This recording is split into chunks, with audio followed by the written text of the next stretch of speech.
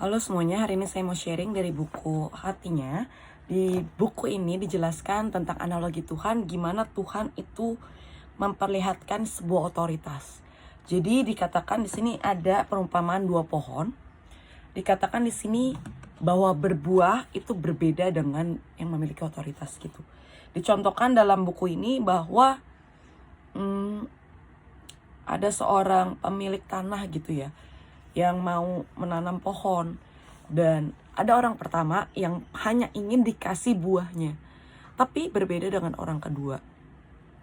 Orang kedua ini diajarin caranya menanam, caranya untuk make pohon-pohon yang baru gitu. Orang pertama diajarin, tapi orang pertama menolak untuk melakukan itu. Dan you know what? Efek dari melakukan ini itu dampaknya besar di depan gitu. Ketika mungkin orang tambah banyak yang meminta buah, dikatakan dalam buku ini bahwa ya orang yang menanam terus, yang diajarin, yang rela dididik, rela dibentuk, rela melakukannya gitu ya, dia nggak kewalahan.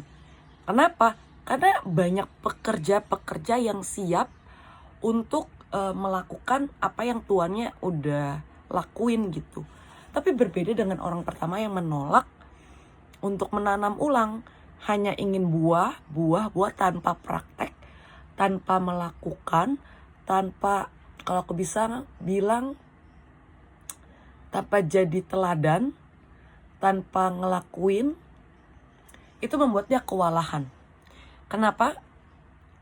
Ya, we know gitu bahwa tuayan semakin banyak.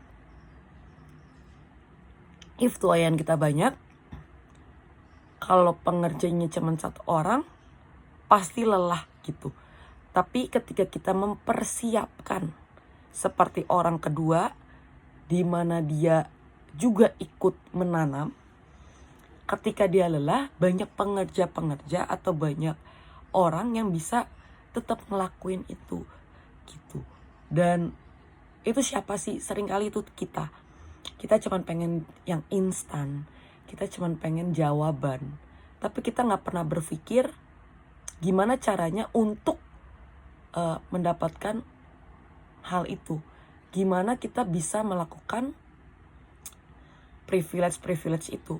Dan seringkali itu yang membuat kita tertipu dan kita stuck.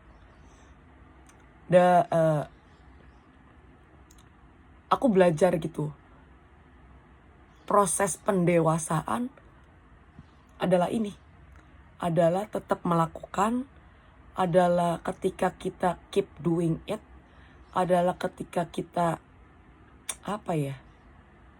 melakukan bukan karena ingin kuantitas atau banyaknya pengikut, tapi tentang berbicara kualitas.